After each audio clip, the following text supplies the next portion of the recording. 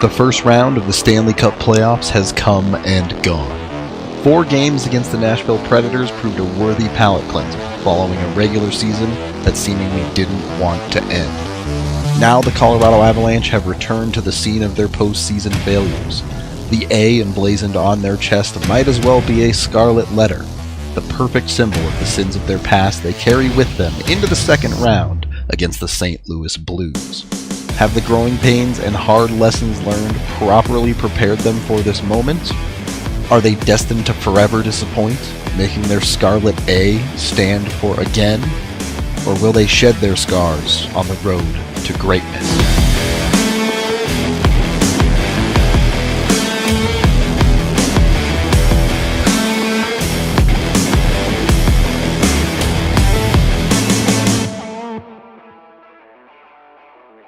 Welcome into the DNVR Avalanche podcast presented by DraftKings Sportsbook.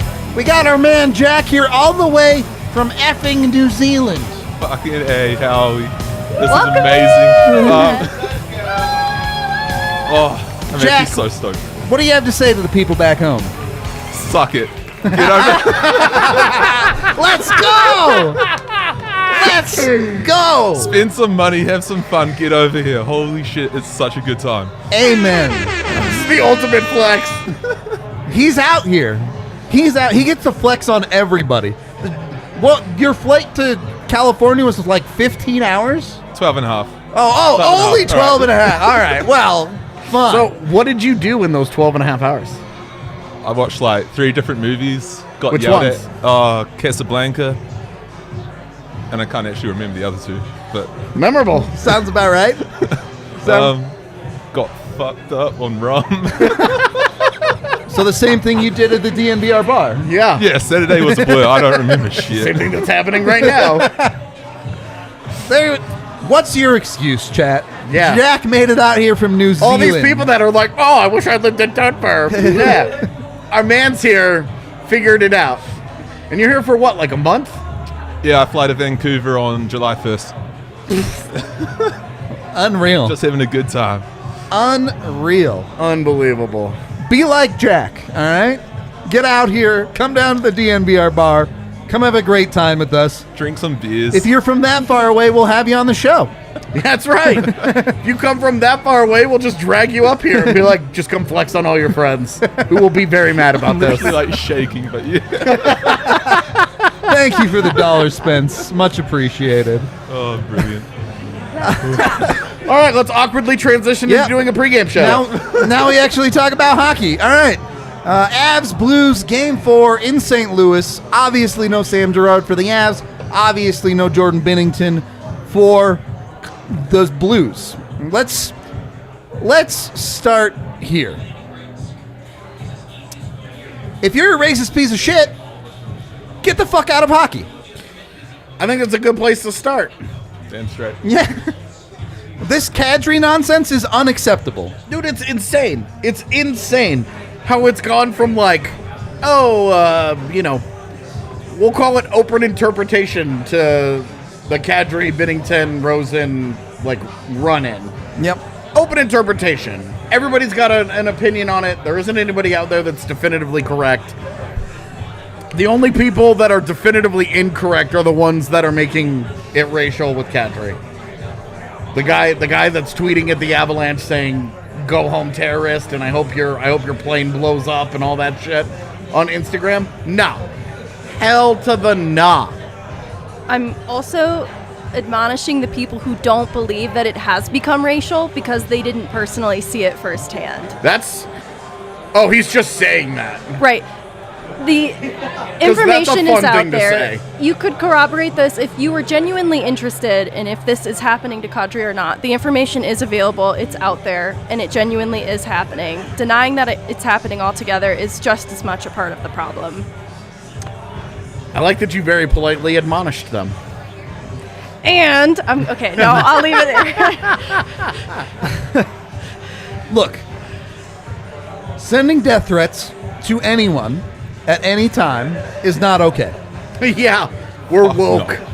I love the idea that we're woke because we're like, racism is bad. Hey, just a really aggressive stance there. Maybe don't hate people and don't threaten to murder people. I don't know. Seems like a reasonable stance to have. I don't know. That's all I'm saying.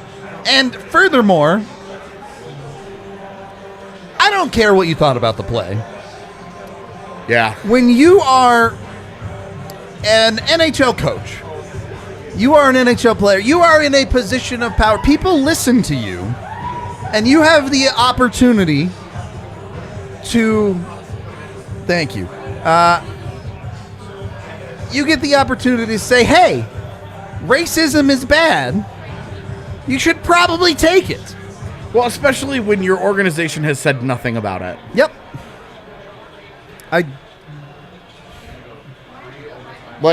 It's not that hard to be better. I mean, we all like mock like the very standard PR statement, but it's also like the lowest bar that an organization has to clear. Yep. And that organization, for 2 running days now, has failed to address it at all.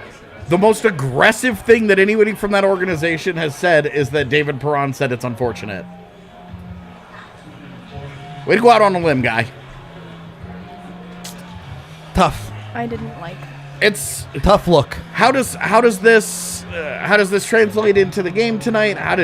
Do the Avs use this as extra motivation? Does this turn into a thing? I have no idea, genuinely. But if I'm the way I see it, if this happened to one of you guys, I would have lost my mind. AJ would be in prison right now. I would have lost my mind because I am an ultimate protector. It's just my personality type. It's how it goes. Rudo thinks it's incredibly funny. It's pretty funny. But I would melt down. I can't imagine in a hockey space, a competitive space, the way that they're going to use this. It could be positive, it could be negative. I really just don't know. But when I was talking the other day about we're probably done at the phase of turbo dunks, all this nonsense over the last 48 hours, I would say... Turn the dunk meter up a little bit. Maybe opened up that door again. Because you could... would anybody be surprised tonight if the Avs came out and dropped 4 in the first period? Definitely. And we're like, we're done with these motherfuckers? Nope. Anybody be surprised by it? No way. It's going to happen. I believe it. Coming from the place of logic over there, yeah. It's definitely going to happen. Is that the rum talking, or is that you talking? Yeah. Probably both. Little A, little B. All right. We had to say that, and I will stand by every time. It's just not a tough opinion to be like racism is bad. It's not only is it not a tough opinion, there are so many things on planet Earth that are more important than hockey. Fuck yeah. And I get paid to cover hockey. It's my livelihood. And you gotta just be better. Just be a decent human being. It's not that hard. It's a little preachy, but you're on point. Look, everyone's shitty sometimes. I'm shitty all the time. It happens. I get it. And when you screw up, you say, you know what? My bad. I messed up. It happens. But don't roll out there and saying, I'm going to kill somebody. Well, and you don't have to do that. When you're part of an organization that hasn't said anything and you get directly asked about that, not the incident, but directly about the racist shit that he's been putting up with, and you decide to say no comment, instead of holding any of those people to account in any way that you can, you just gave them a free pass. You just opened up the barn door and just said, yeah, sure, all the racists can say whatever they want. If Nazem Kadri was on his team and this was happening to his player, do you think he'd be saying no comment? Absolutely not. No chance. Absolutely not. And the fact that he can't get past the fact that it's a guy on the other team that he clearly is not a fan of, enough to just say racism is bad. Look, when somebody shows you who you are, you just believe them. It's just that simple. And Craig Berube had the easiest, softest question of all time and somehow screwed that up. It's unacceptable. And really, if the Blues had any level of self-respect whatsoever, he wouldn't be their head coach.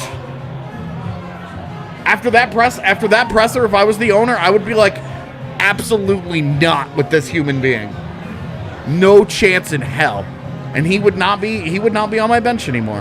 But we don't hold people accountable like that in the world of hockey because mediocre white men run the whole show. A mediocre white man is running this show right now, unfortunately, but that's just the truth about Rudo. All right, let's actually talk about this hockey game. Andre Burakovsky, the scratch for Alex Newhook tonight. Line's a little bit juggled. You have Nichushkin, Kadri, and Rantanen, Landeskog, McKinnon, Lehkonen to start. We'll see how long all of that lasts, of course. But Newhook in for Berkey. What do we think? It's a weird thing to hold Berkey to account. When you put him in they put him in the exact position he was in Washington, and he went right back to the player he was in Washington. He hasn't been that guy. He's been a dangerous offensive player in Colorado because he's been given line mates an opportunity and ice time. And now all of a sudden, he has that taken away after a career year. And then he goes through a couple of playoff games where we're like, oh, he's not doing enough. Like, he's not a play driver. He's a passenger who can make great plays, and he has a great shot. He finishes. You have to let him be who he is. And to argue that he is better, he needs to be better, sure. But also, this is the Sam Girard conversation from last year. You have to support that guy to get the best out of him. He can't be the man on a line. You're just miscasting him at that point. So the Avs miscast him, they get poor results, and now they hold him to account, and we get Newhook in. But it's like, what? You want those guys together. You want the creative playmaking of Alex Newhook, and you want the finishing ability of Burakovsky on the third line. That's the combination that you want. Straight it's up. Nothing against Ave Kubel, who I don't think has been bad. There's just a ceiling there that he just smashes into every game. Yep. So I guess I'm just confused by what they think they're going to get that they weren't getting out of Berkey. And then Newhook will have a 2-point game, and it's like, oh, that's what. Jared Bednar's a genius, it turns out. Yeah. Maybe Kendall got game again. What are we looking for from Newhook out of tonight? Offense. Megan, can you give me more than a one-word answer? I think if he can stay out of his own end as much as possible, because that is an area that maybe he's not trusted as much defensively, then offense. Same answer. Just avoid situations wherein he has to play that role and has to respond defensively, because I think that's where he could be exposed a little bit. So is this on Jared Bednar to deploy that line correctly then? I think so, because he's also coming in a little cold. I don't know, he's not like Burakovsky where he's had a couple games under his belt in the playoffs. So I think that's going to require some smart utilization on Bednar's part too. Okay. As we keep going down... Go ahead. You ask about it's on Bednar to deploy him in a certain way. Sure. But when he doesn't have the line match advantage, sure, he makes it that much harder to get the best out of a guy like Newhook in his first postseason game. Which is why doing this again at the time that he's doing it is awkward. Stakes for Rudo coming soon, by the way. Because I just think it makes it that much harder for you to get what you're looking for out of a guy like Newhook when the Blues can pick them. Like, if they wanted to, they could throw Ryan O'Reilly at Alex Newhook all night and be like, LOL, sorry, kid. Memed. And look, I get it. It's harder to match lines, but you can match situations. Yeah, you can put him out for offensive zone. There's a lot of lines that a lot of line changes take place during play. So sure, you can react. Throw his line out when you have possession. Things exactly. Like you can pick spots for sure. I just saying it's confusing. Well, it's just gonna make it that much harder for Newhook. The timing to activate Newhook. Find the right spots. I like activate. I like activate. Okay. Look, If you get 2 points out of Alex Newhook, you better win this hockey game. I'll put it to you that way. Let's get into the other replacements in the lineup. Obviously, Girard out for the rest of the year. Yeah. They're going with Jack Johnson tonight. Not all that surprising that Bednar goes to his veteran. We all said man Ryan who leans Murray, on. and then it was Jack Johnson, and we all went, yeah, it seems right. I Yeah. said it with my whole chest, too. It's going to be Ryan Murray. It would be sick if it was Ryan Murray, but when was the last time he played? I mean, it'd be great if it was Ryan Murray. I think Ryan Murray's better than Jack Johnson. The confusing thing about Jack Johnson is that if you put Jack Johnson in a vacuum, his play this year, you're like, it's fine. Yep. It's not great. It's not incredibly bad. Like, it's passable for a third pairing defenseman. But then you look at the effect that it has on every line mate he played with. He made every defensive pair worse. And you're just like, that's the guy that you turn to first in the postseason? Well, again, All right. with a mechanical fit, Girard is a puck-moving defenseman that gets you going the right way, paired Yeah. with Josh Manson. And right now they have the pairings as EJ with Byram, I believe, and Manson with... Or is it Manson? I think it's they Manson should with do Byram. Manson with Byram Yeah. and JJ. Yeah. And Johnson. So it's not a one-to-one change there, but nonetheless, you're now looking at a pairing where you're like, you're just hoping to survive the defensive zone there. And we get it. They're good defensively, but they struggle to get pucks going the right direction, which you're just kind of missing in the lineup without Sam Girard, it feels like, on those bottom two pairings. Yep. So that's where the Murray idea came in. And I am, again, much like with the Newhook situation, how does Bednar deploy that pairing? How does he make it work? Who does he want to match up with a truly defensive D pairing?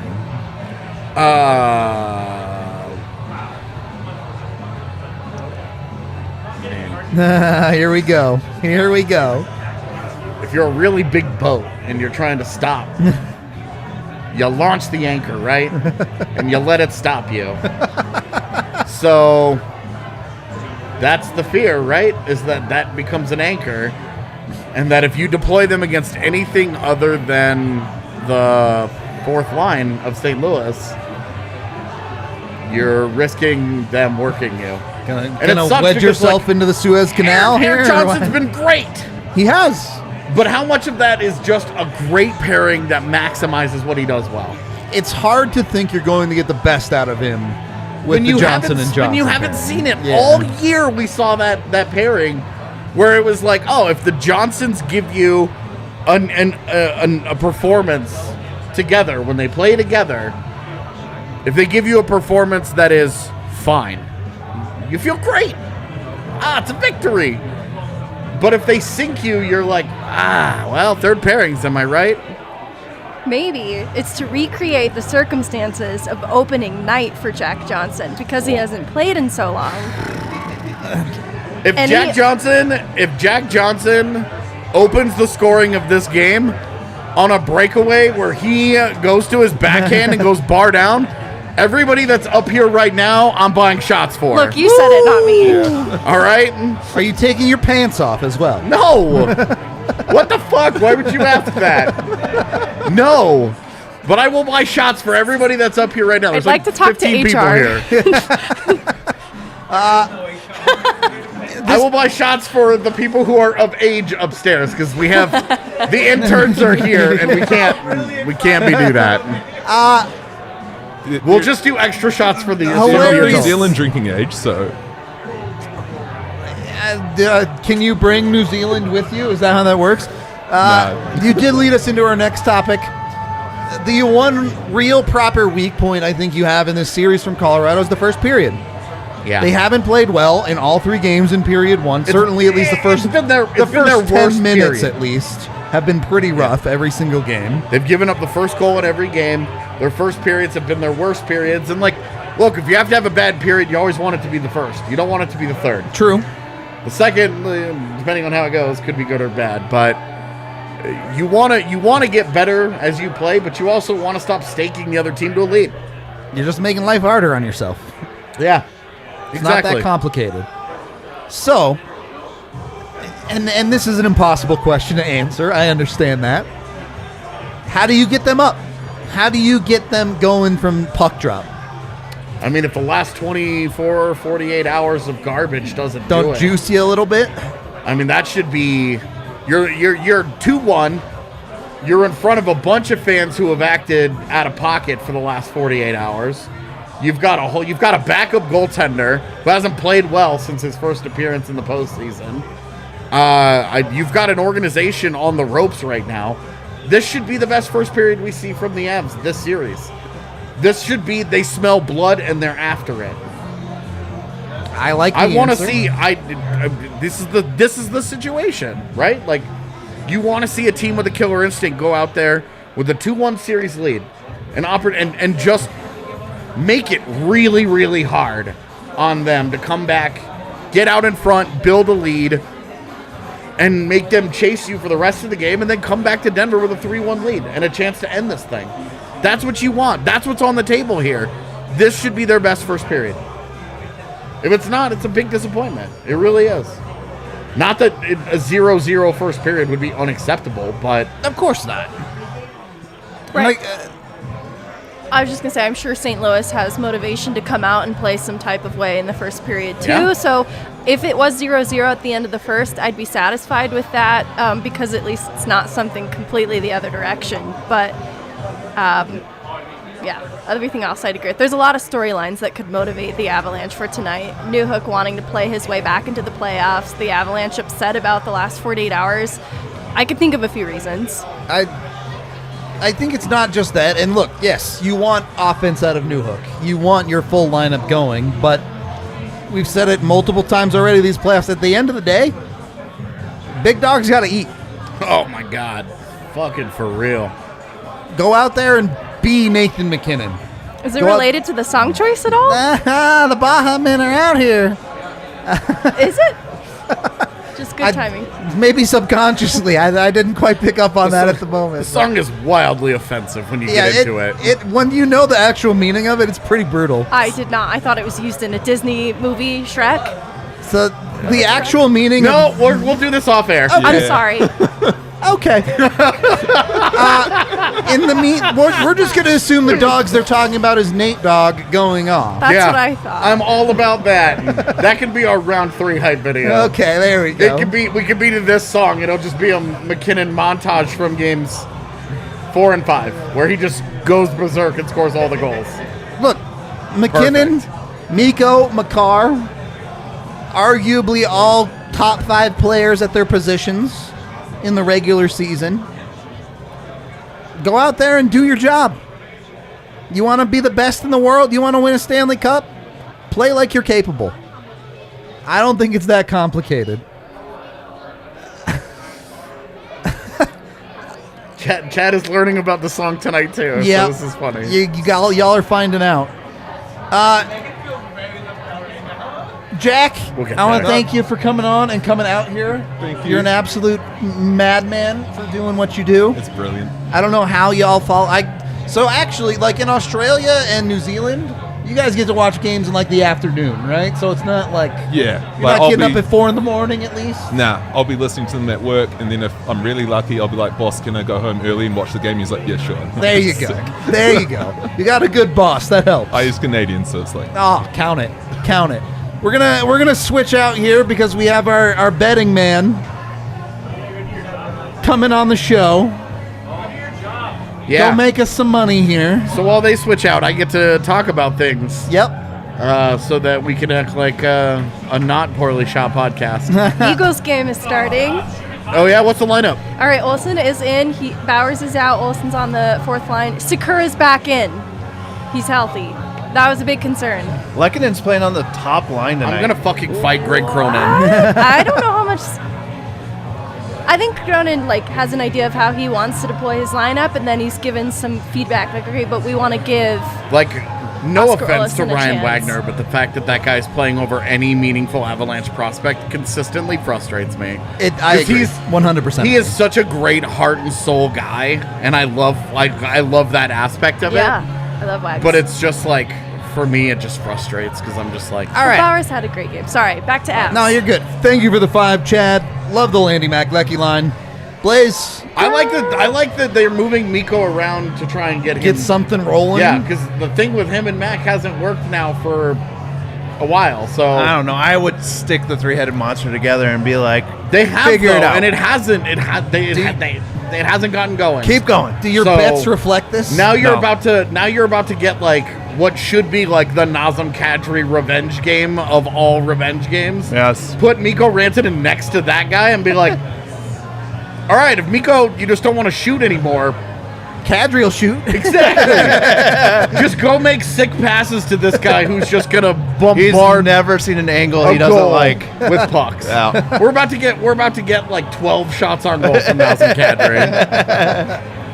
All right, Blais, money time. Money time. I'm going parlays again because they keep Again? on giving me free money. So good luck. May the odds ever be in your favor here. 4-leg parlay right here. I've got Colorado money line over 6.5 goals with the Avs scoring the first goal and the last goal. I think this is your best parlay yet. I might actually be willing to bet this one, Blais. Love it. So, Let's go. It's look at those odds with the 50% profit boost plus 637. I think if you took out the Colorado money line, like the part where they have to win, it would still be a good parlay.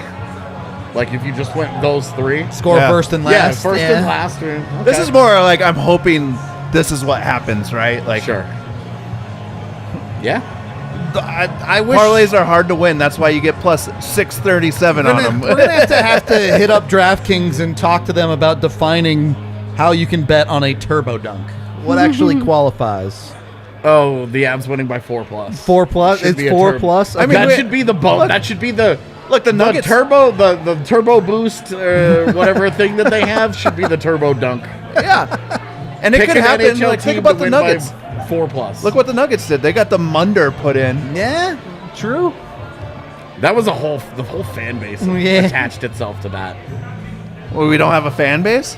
I mean, the whole Nuggets fan base, not DNVR Nuggets fan base. The whole until I think we could get it done. until we get people that can't stand DNVR referencing turbo dunks. We still have. I think we might have some work to do on that. All right, chat. It's time to brand Turbo Dunk. Yeah. As you all know very well, I have a walnut bladder. We are about 10 minutes away from puck drop. Oh man, this is the easiest pregame I've ever done. 2 whole minutes on the show. We're going to wrap this thing up. We are going live for a watch along in about 5 minutes, so be sure to tune into that as well. Of course, we'll be live post game covering all of the game, however it goes down. Be sure to stick here on the YouTube channel, like and subscribe. There's like almost 500 of you in here for a pregame show, which is insane. We love you all. Be sure to stick around. We know you like us, I hope. Except for those of you who don't, which is fine. You're still here. We appreciate it. We like you no matter what. So we hope to see you on the watch along, and we will talk to you in a little bit.